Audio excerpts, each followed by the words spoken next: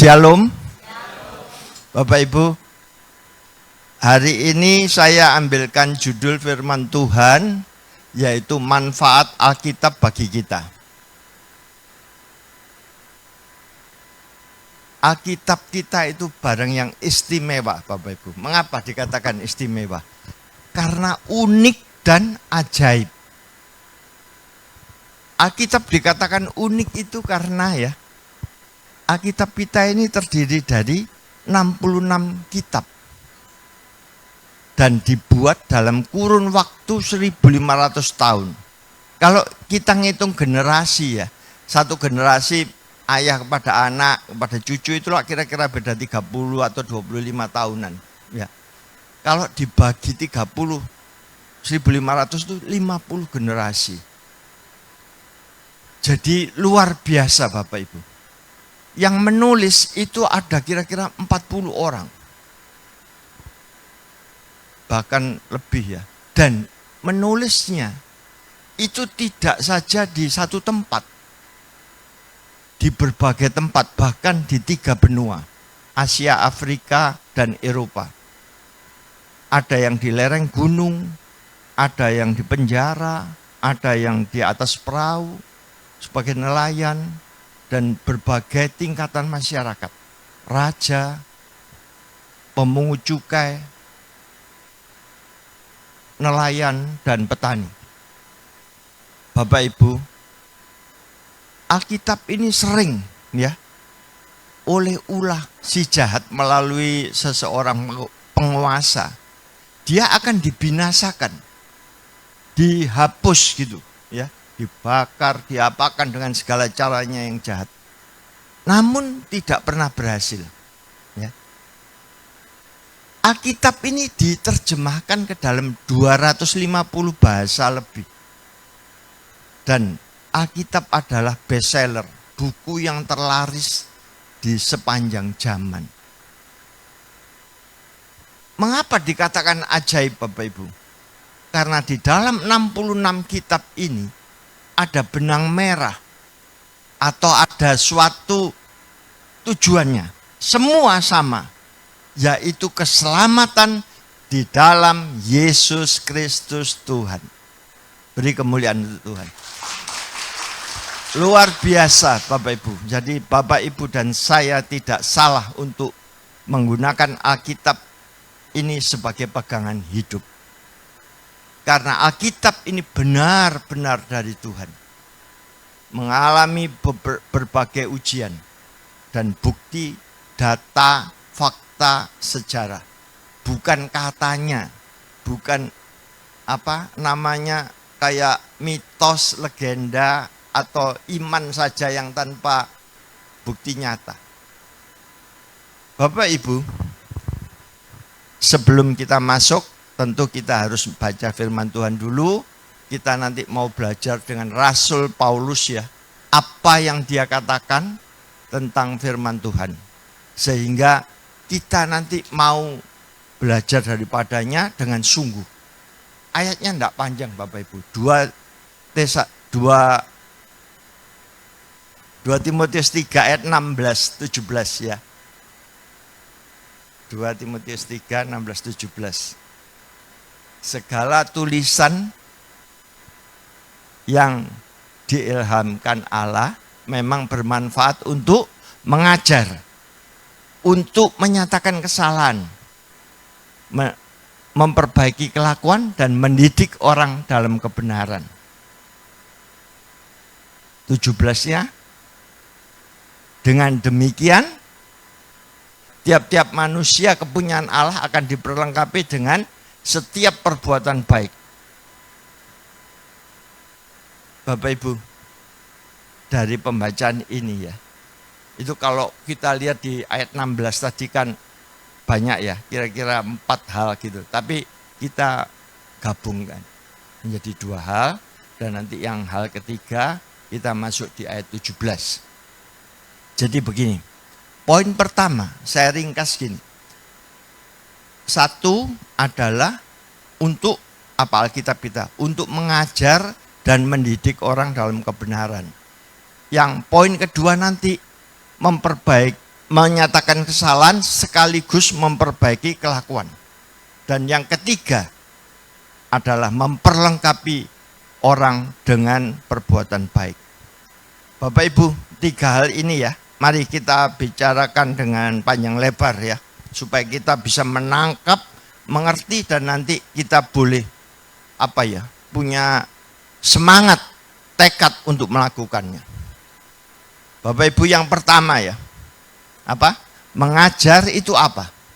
Mengajar itu memindahkan sesuatu atau mentransfer ya, suatu proses untuk memindahkan pengetahuan seseorang guru atau siapapun kepada orang yang belum tahu. Itu mengajar ya. Dan hasilnya apa? Pengetahuan. Lalu kalau kita bandingkan dengan mendidik ya, mendidik itu hampir sama dengan mengajar, cuma prosesnya lebih panjang, waktunya lebih lama. Jadi mendidik orang itu artinya ya, orang itu perlu didisiplin ya. Tempatnya juga tidak hanya di kelas saja, tapi di asrama. Mungkin kalau di sebelah sono ngomong di pondok, asrama, barak, atau di tempat-tempat pendidikan ya. Jadi kayak suatu tempat khusus ya. Kalau istilahnya bahasa sehari-harinya digodok di kawah condro di muko ya. Nanti akhirnya hasil akhirnya orang ini menjadi berkarakter atau berkepribadian sesuai dengan apa yang dididikkan itu. Jadi hampir sama dengan mengajar ya, cuma prosesnya lebih panjang. Bapak Ibu, mengajar atau mendidik orang dalam kebenaran itu tidak ada cara lain kecuali orang diberi pelajaran dari Alkitab itu. Sebab Yohanes 17:17b itu mengatakan bahwa firman-Mu adalah kebenaran. Jadi kalau kita dididik misalkan pakai buku dongeng atau pakai buku Kancil Mencuri Timun, tambah hasilnya tidak karu-karuan. Walaupun orang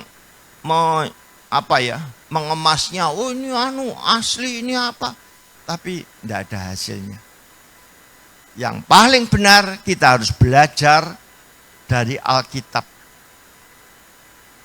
Bapak Ibu, kita untuk menerapkan ini supaya cepat kita tangkap ya, di dalam keluarga saja. Di dalam Efesus 5:22 itu kan dikatakan begini. Hai istri, tunduklah kepada suami, bukan tanduk ya, tunduk ya. Artinya nurut ya. Ya maaf kalau ada istri-istri di sini yang seperti Janoko atau Sri Kandi.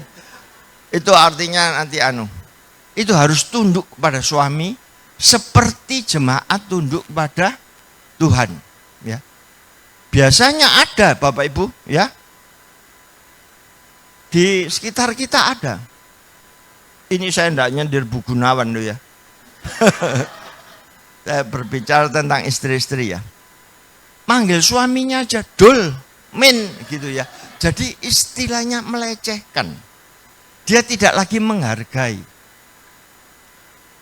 Padahal firman Tuhan jelas, tunduklah kepada suami. Dan seperti jemaat tunduk kepada Tuhan. Itu jelas Bapak Ibu. Kalau kita tidak bisa, maksudnya kaum ibu tidak bisa menghargai suaminya atau calon suaminya besok, itu bahaya loh Bapak Ibu. Misalkan ya, kalau kita makan di breakfast di hotel-hotel berbintang, itu pelayannya itu ya, kalau deketi tuan-tuan ya, itu dengklek sambil pokoknya dengan segala hormatnya.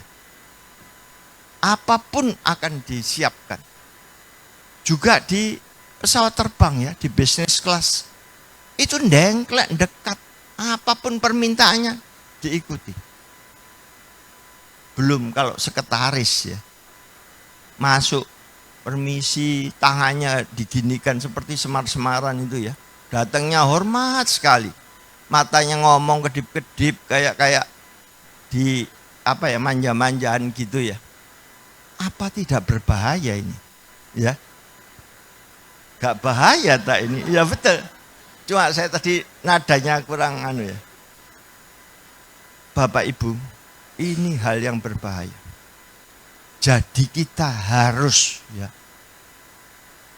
Maksudnya ibu-ibu atau calon ibu harus mau menghargai suami seperti firman Tuhan katakan. Ini suami-suami pasti ngomong, ya Pak Gun, tuturono bojoku iku. Tapi sekarang gilirannya yang ibu-ibu yang dituturi, bapak-bapak yang dituturi ya. 1 Petrus berapa? 3 ayat 7 ya. Ayat yang paling umum itu. Apa itu isinya Bapak Ibu? Hai suami, hiduplah bijaksana terhadap istrimu sebagai kaum yang lemah. Dan hormatilah mereka sebagai teman pewaris apa? Kasih karunia, yaitu keselamatan, supaya doamu tidak terhalang. Loh, jelas sekali Bapak Ibu ya.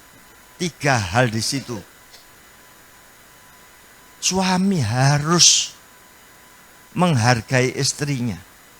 Hidup bijaksana sebagai kaum yang tahu kalau istri itu lemah, dia apa-apa no ya kalah ya. Tapi Bapak Ibu, kita harus menghargai, hidup bijaksana terhadap mereka. Dengan demikian apa? Dia istri itu sebagai kaum apa? Pewaris kasih karunia, keselamatan. Jadi kalau tidak ada temannya, kita tidak akan diwarisi keselamatan Bapak Ibu. Dan juga yang ketiga tadi apa? Supaya doamu tak terhalang. Saudara minta apa kepada Tuhan sampai junggel-junggel sampai baduknya hitam ya. Kalau tidak menghargai istri sebagai kaumnya, tidak akan didengar sama Tuhan ya. Karena tangan Tuhan tidak kurang panjang dan telinganya tidak kurang peka. Tapi ada dosa yang menghalangi itu. Bapak Ibu, suami ya, itu singkatannya tulisannya apa? SUAMI, artinya semua U, uang, A adalah M, milik istri. Setuju ibu-ibu ya? Iya. Sekarang gilirannya anak muda. 1 Tesalonika 4 ayat 2. Di situ kan tertulis ya. Inilah kehendak Allah, yaitu kekudusan hidupmu. Jauhilah percabulan. Ya, betul ya. Ini harus kita garis bawahi. Sebab di dalam HP itu sering muncul hal-hal percabulan ya. Tidak usah kita cari, tapi itu muncul. Kita cari apa yang keluar itu. Lah, Bapak Ibu ingat ya, hal ini sangat amat penting. Jauhilah percabulan. Tapi Bapak Ibu pernah dengar ya, beberapa waktu yang lalu salah satu paslon itu kayaknya menghalalkan percabulan kalau bagi orang yang sudah dewasa katanya. Buktinya amblas di nomor bonjet malah. Ya itu tentunya banyak hal ya, karena mengutuk, barang siapa mengutuk dia akan dikutuk, dan barang siapa memberkati itu termasuk orang-orang yang mengutuk. Tapi baiklah, sekarang kita tahu ya bahwa anak-anak muda itu kalau pacaran Bapak Ibu belum 2 bulan manggilnya sudah papa mama. Itu jangan ditertawai loh ya. Itu berarti hubungannya sudah semakin dekat, semakin kayak suami istri berarti ya. Loh itu waspada, cuma itu tanda-tanda ya, tapi terjadi sungguh atau belum enggak tahu. Tapi itu tanda-tanda. Jadi kita para orang tua harus siap. Biasanya anak laki-laki kalau pacaran itu mesti itu loh, seperti nyanyian apa? Ratakan tanah, gimana Bu? Yang bergelombang timbunlah tanah yang berlubang ya. Itu pating gremet istilahnya yang laki. Seharusnya anak gadisnya apa? menengking kan? Tapi tidak, jangan lelah. Jadi seolah-olah maksudnya ya, maaf, kayak nyoh gitu ya. Ya, jadi ini ya kayak bahasa Indonesia malah memotivasi, jangan berhenti, diberi semangat. Lah ini apa-apaan ya? Jadi kita harus tahu, firman Tuhan katakan, hiduplah dalam kekudusan, jauhilah percabulan. Bapak Ibu, hal-hal yang demikian ya, itu tadi Alkitab jelas ya, mengajar dan mendidik orang dalam kebenaran. Ada banyak ya, buku petunjuk. Misalkan kalau HP kita baru beli ya, wes gak ada baca-bacaan. Ya bisanya cuma WhatsApp, TikTok, apa-apa saja, cuma sederhana. Tapi kalau Bapak Ibu mau baca petunjuknya dengan sungguh, maka Bapak Ibu akan banyak bisa memanfaatkan banyak fitur-fitur yang ada di dalam HP itu. Demikian juga Bapak Ibu kalau membaca Alkitab, jangan syukur membaca, maaf ya, jangan asal-asalan atau sebagai kewajiban. Apalagi sekarang ini kan ada audio Alkitab, cuma ditekan tok terus didengarkan ya, memang didengarkan, tapi sambil ngepel, sambil masak, sambil gendong anak, sambil lain-lain, makan kacang, nonton TV, wah wis dah. Ini bunyi tapi tidak didengarkan, tidak dimengerti, tidak direnungkan dan tidak. Itu namanya mbujai. Ya, tidak ada gunanya. Harus dibaca, direnungkan, dan dilakukan. Bapak Ibu, kita masuk di poin 2. Poin 2 apa? Poin 2 tadi? Untuk menyatakan kesalahan dan memperbaiki kelakuan. Jadi ini sekaligus. Bukan, oh kamu salah gitu dok. Tapi diberikan jalan selanjutnya. Kayak orang bertobat ya. Misalkan seseorang ngerokok. Bukan saja berhenti merokok. Tapi kamu sekarang ganti makan permen atau apa misalkan. Supaya tidak ingat, oh kok gak enak mulut. Gak ngerokok gitu. Misalkan ini sederhananya begitu. Kalau orang berbuat dosa, bukan berhenti tidak berbuat dosa yang itu tok, tapi cepat beralih untuk menjadi pelaku firman Tuhan. Supaya hidup kita bisa dimenangkan. Bapak Ibu, memperbaiki kelakuan Alkitab kenapa dikatakan sepertinya kayak guru gitu ya. Padahal Alkitab kan pasif. Jadi kita yang harus aktif membaca dan merenungkan. Lah, kita itu Alkitab mengatakan bahwa untuk memperbaiki kelakuan artinya menegur kita. Kita harus peka ya terhadap teguran itu. Jangan alah wong cuma bacaan tok, yang baca kita sendiri, kita merasa agak tertegur terus wis acuh tak acuh dibablasno ae. Enggak boleh Bapak Ibu. Jadi kita renungkan. Kalau perbuatan hidup kita tidak sesuai dengan apa yang tertulis di Alkitab, itu kita harus perbaiki. Seperti di Efesus 4 ayat 31 ya. Buanglah semua Bapak Ibu, kepahitan, kegeraman, kemarahan, pertikaian, dan juga fitnah. Bahkan segala kejahatan kita harus dibuang daripada kita. Jadi kalau ada salah satu di antara itu masih kita lakukan, kita harus berhenti. Kepahitan ya, kita uraikan satu aja. Kepahitan itu kayaknya ya orang dendam gitu ya, mangkal. Kon sampai nang neraka tak kejar.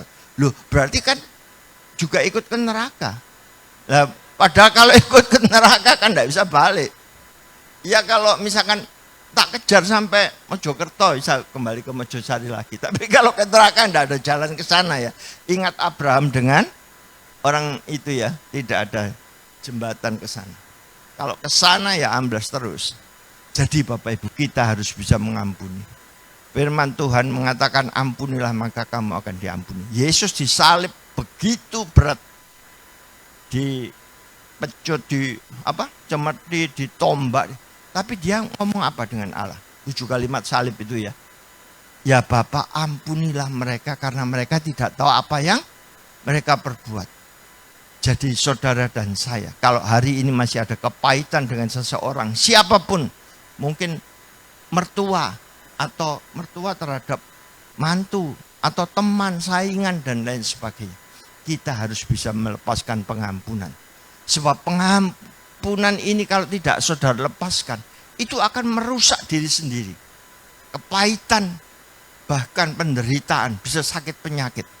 Contohnya ya, Raja Saul. Bapak Ibu harus tahu loh bedanya. Biasanya saya dulu sering kacau Raja Saul dengan Rasul Paulus. Raja Saul itu ya orang pilihan Allah. Dia kan raja pertama dari Israel. Jadi kalau tidak dipilih Tuhan, tidak mungkin dia bisa jadi raja. Namun kenapa? Dia dibuang oleh Allah begitu saja. 1 Tawarikh 17:11 itu kan mengatakan ya, setelah Allah berbicara pada Daud, setelah engkau mendekati nenek moyangmu, artinya sudah mendekati mati, nanti akan kubangkitkan keturunan daripadamu, yaitu anakmu sendiri, Salomo. Ya, walaupun dia salah, Salomo itu diajar seperti bapak mengajar anaknya. Padahal kalau kita bandingkan Salomo dengan Saul, Raja Saul, itu dosanya di mata manusia kan besaran Salomo. Punya istri sampai 1000 ya, 600, 300 dan 700 gundik dan lain sebagainya.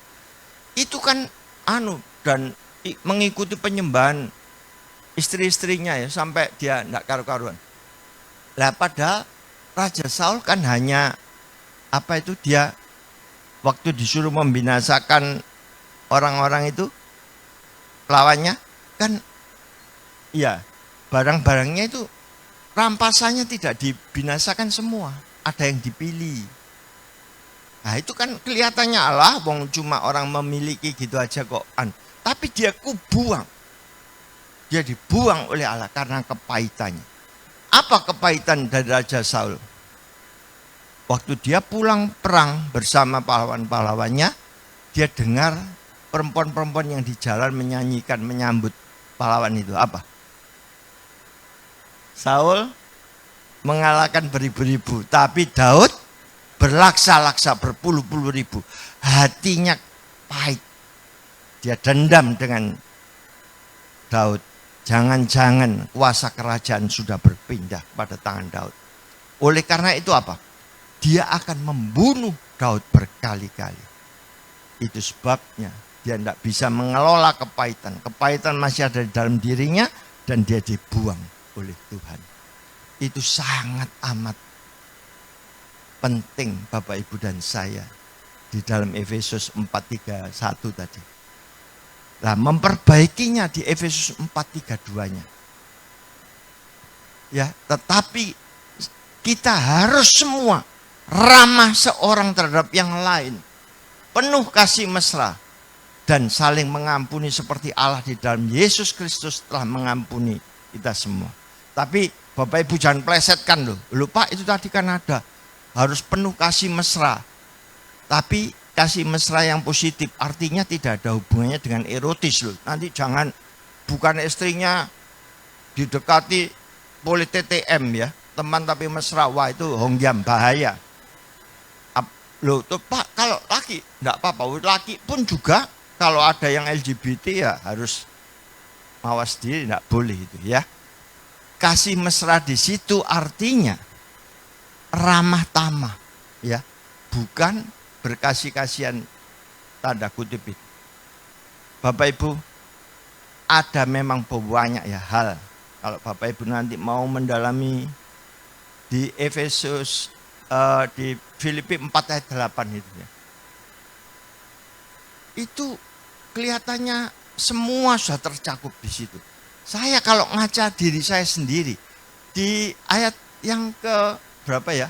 Filipi 4:8 yang mulai itu ditulis, apa yang sedap didengar, apa yang disebut kebajikan, apa yang tidak, apa yang patut dipuji, lakukan. Saya kok masih belum bisa ya semua itu. Ya. Kok masih ada yang tidak sedap didengar? Saya memang tidak berzina, saya tidak menipu, saya tidak berbuat kejahatan-kejahatan, membunuh, merencanakan apa yang jahat, tidak. Tapi saya ini sering masih nyeleneh Bapak Ibu. Ya, terang-terangan masih suka kepo. Tahu ya kepo ya, kepingin tahu orang lain itu apa, atau suka membuli, suka mentertawakan kalau orang malu, orang terus apa ya, kisinan gitu loh Bapak Ibu. Celaka dalam arti bukan kecelakaan ya, digoda, dipojokkan orang gitu ya, kita itu masih tertawa.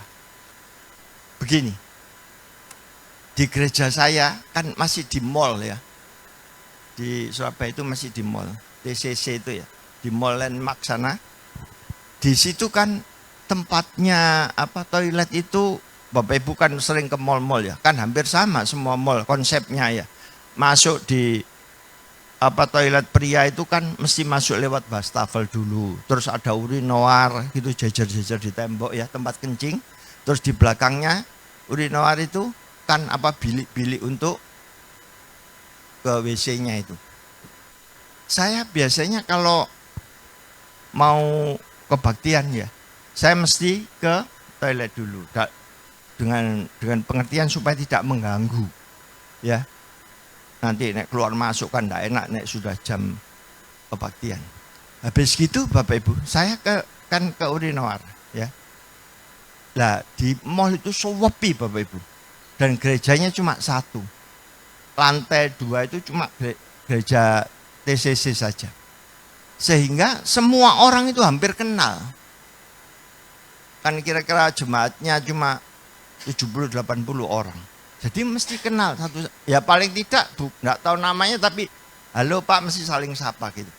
Saya di urinoir sini ada 2-3 orang, ada 2-3 loncat, di sebelah sana juga ada urinoir, juga ada bapak-bapak gitu. Saling sapa, ngomong ngalor ngidul, Pak dari Mojokerto jam berapa jam perjalanan dan lain sebagainya. Tahu-tahu ada suara klakson rusak. Kalau klakson tidak rusak bunyinya apa? Tin gitu ya. Kalau rusak pret. Ya. Tapi tidak sampai preketek. Pret. Jadi kita ini berdua Bapak Ibu. Teman yang ada di sebelah sono sama-sama itu seperti dikomando. Sapa. Tapi tidak sampai mengeluarkan cuma kepingin tahu, kepo. Sapa. Maksudnya yang mengeluarkan suara klakson rusak itu siapa loh gitu. Lah setelah kita selesai ini kita berlama-lama ndak keluar dari toilet. Kita ke wastafel, cuci tangan, betulno rambut, betulno kerah baju dan lain sebagainya. Sudah cuci lagi. Maksudnya apa? Nunggu. Siapa misteri guys yang di klakson rusak tadi, kepingin tahu ya. Sebentar lagi cetak, itu pengaitnya pintu toilet, pintu bilik tadi terbuka. Wah ini kita kepingin tahu, siapa sih misteri gas ini? Misteri gasnya ini Bapak Ibu ya, tanpa ada rasa beban apapun ya, habis mengeluarkan suara begitu ya, dia cuma keluar terus, halo Pak Gunawan, shalom. Gini. Lah, maaf ya Bu, Bapak Ibu. Saya kan berlagak, enggak mau ya salaman wong orang baru hangat-hangatnya dari sana. Saya ngomong, maaf Pak, tangan saya masih basah. Beliaunya menjawab apa? Enggak apa-apa. Tangan saya ya juga basah. Terus dia sambil lap-lap gini. Loh. Dia datangi semakin dekat, saya sudah tidak ada alasan lain. Saya ambil langkah 1000 Bapak Ibu, ngeprit. Tapi yang kasihan siapa? Teman saya yang tadi kan terjebak agak di dalam, langsung jadi sasaran shalomnya tadi, salaman. Saya ini ya keponya itu. Saya kan sudah keluar dari, saya lihat di seberang sana ya, kelihatan wah disalami. Habis gitu dia waktu masuk saya dekati. Ya Bapak kabar? Wah Pak Gunawan mang bisa lolos. Aku kejebak, Pak. Saya di dalam hati, Bapak Ibu, saya ini tertawa. Lah, hal ini kan tidak sedap didengar, tidak bisa disebut kebajikan, tidak layak dipuji. Itu masih saya lakukan, tapi saya keroso dan saya mau memperbaiki ini. Karena ini memang Alkitab mendidiknya tidak koyok bawa pecut atau apa gitu, bukan. Tapi kita harus peka, harus tahu, dan kita mau dididik. Walaupun orang lain tidak tahu kalau saya sebetulnya punya nyeleneh ini yang masih belum sesuai firman Tuhan. Bapak Ibu, kita lanjut ke poin yang ketiga. Masih semangat Bapak Ibu ya. Poin yang ketiga tadi apa? Memperlengkapi setiap kita dengan perbuatan baik. Apa sih memperlengkapi ini definisinya? Memperlengkapi itu menyediakan ya sesuatu kebutuhan untuk melaksanakan tugas. Misalkan ya Pak Henoh ya mengutus orang di kemana gitu, kan harus dibawai kendaraan, juga dibawai uang, dibawai misalkan alat tulis dan lain sebagainya. Kalau kayak ABRI gitu ya, diperlengkapi apa? Baju ya, celana, terus sepatu large gitu ya, supaya kalau jalan di alang-alang enggak apa-apa. Terus bawai koperling untuk senjata, untuk centelan granat dan lain senjata, topi bajas dan lain sebagainya. Itulah perlengkapan. Demikian juga saudara dan saya diperlengkapi Allah dengan perbuatan baik. Efesus 2 ayat 10 menyebutkan kita ini buatan Allah ya. Diciptakan dalam Yesus Kristus untuk melakukan perbuatan baik yang sudah dipersiapkan Allah sebelumnya untuk supaya kita hidup di dalamnya. Artinya kita ini harus berbuat baik itu bukan untuk bisa selamat seperti di teman sebelah ya. Sana kan kamu harus melakukan kebaikan supaya bisa selamat. Kalau kita perbuatan baik itu adalah hasil atau buah keselamatan. Kalau misalkan Bapak Ibu ya, seseorang yang belum selamat, mana mungkin bisa berbuat baik? Karena roh yang menguasai masih roh daging ya. Perbuatan daging di Galatia 5, 19-20 itu apa? Percabulan, kecemaran, hawa nafsu, terus pertikaian, penyembahan berhala dan lain sebagainya. Jadi tidak bisa, tidak mungkin. Seperti di Yesaya 64 ayat 6 juga katakan bahwa kesalahan manusia itu masih seperti kain lara. Jadi kita itu tidak bisa berbuat baik sesungguhnya. Perbuatan baik yang kita hasilkan itu nanti kalau kita sudah diselamatkan. Lah, tidak ada seorang pun yang dapat mengaku Yesus Kristus Tuhan. 1 Korintus 12 ayat 3 dia, kalau bukan dari Roh Kudus. Berarti kalau orang sudah diselamatkan, sudah mengaku Yesus Kristus sebagai Tuhan dan Juru Selamatnya, maka di dalam orang itu sudah ada Roh Kudus. Lah, Roh Kudus yang mengendalikan. Kalau kita patuh, maka Roh Kudus itu akan efektif untuk membimbing kita. Dan buah-buahnya Galatia 5, 22, 23 itu ya. Kasih, sukacita, damai sejahtera, kesabaran, kemurahan, kebaikan, kelemah lembutan, kesetiaan, penguasaan diri itu ya. Itu semua saya percaya hafal lah. Jemaat di tempat sini luar biasa. Bapak Ibu, jadi kita jangan sekali-kali mempunyai suatu pendirian bahwa aku ya iso berbuat baik. Itu nonsen, Bapak Ibu. Sebab di Yesaya 55 ayat 8 dan 9 itu kan mengatakan, rancanganku bukanlah rancanganmu, dan jalanku bukanlah jalanmu. Seperti tingginya langit dari bumi. Artinya bedanya jauh ya. Demikian juga jalanku, kata Allah, dibanding jalanmu. dan rancanganku dibanding rancanganmu.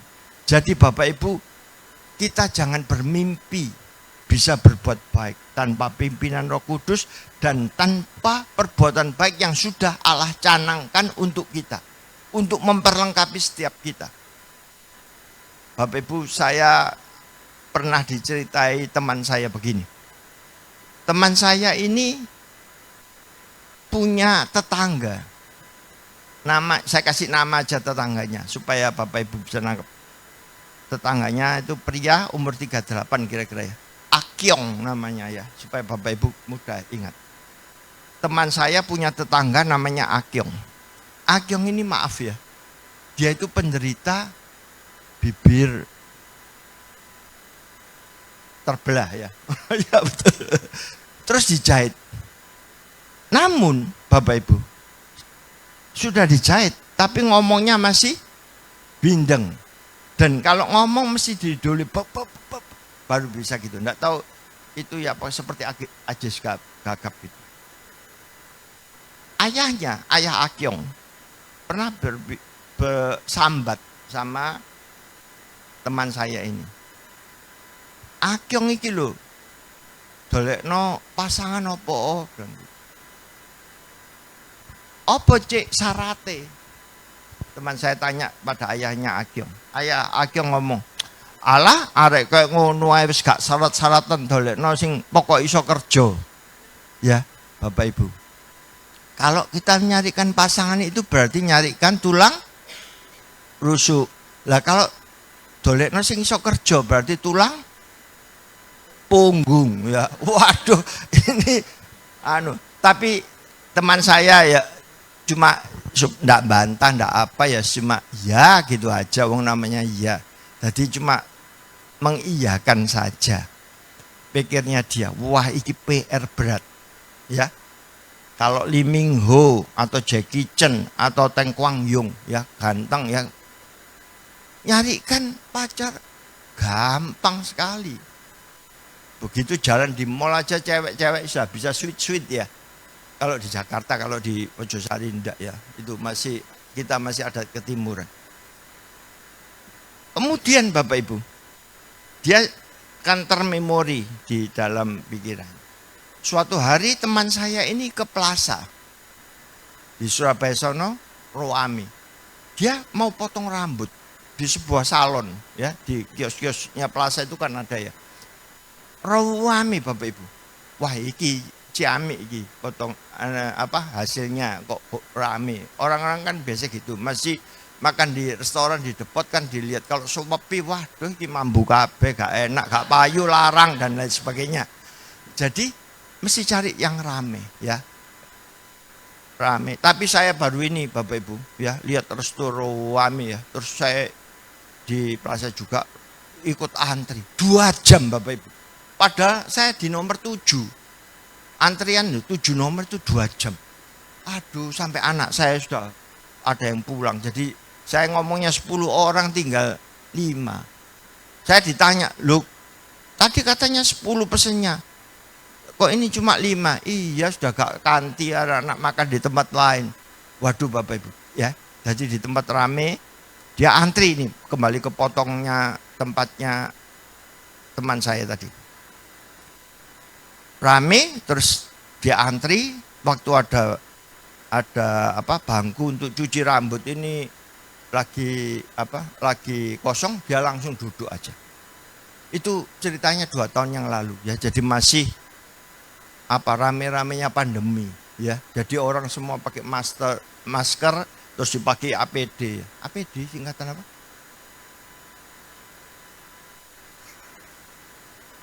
Jadi semua masih pakai masker ya. Terus dia dikeramasi ya, karena kapsternya ini ya, para pegawainya salon ini masih ngeblom, masih ngeramasi yang lain. Terus pemilik salon ini datang ke teman saya untuk dikeramasi. Sebelumnya dipakai APD dan masker dan topeng wajah ya. Padahal semua orang sudah pakai masker waktu itu. Dikeramasi. Teman saya ini nyeletuk, wah Cik, enak yo salonmu Roami kayak gini. Tapi aku pahal, Dia ngomong. Terus dia ngomong lagi, loh kan ono bojomu Ci, iso ngewangi. Aku belum nyiken. Maksudnya itu belum nikah ya. Terus dia langsung inget, wah iki sak nomor ambek Akyong. Timbul pikiran baiknya untuk jodohkan Akyong. Nah, ini apa pemilik salon saya namakan Ciang Lele aja ya supaya gampang. Mau menjodohkan maksud hati. Istri saya tertawa, saya katut. Ciang Lele dengan Akyong, ya, udah wes di dalam pikiran iki. Padahal ya, memang kan pikirnya dia loh ya. Iki tumbuh oleh tutup, ya. Padahal bukan loh Bapak Ibu. Kalau saya ngomong ini tutup oleh tutup nantinya, atau tumbuhnya boleh tumbuh kan agak kecil, tutupnya agak besar ya. Kayak sepatu aja kiri kanan itu pas, sepasang. Tapi kalau sesama itu kan tidak, walaupun di Kejadian 2 ayat 18 kan mengatakan ya, kamu akan diberi pasangan yang sepadan dengan dia. Sepadan itu bukan sama loh Bapak Ibu, tapi cocok. Kalau ditutup noh itu pas. Lah kalau sepadan lah dianggap sama kan enggak cocok kalau di kayak sepatu itu. Kan sama kanannya atau sama kirinya.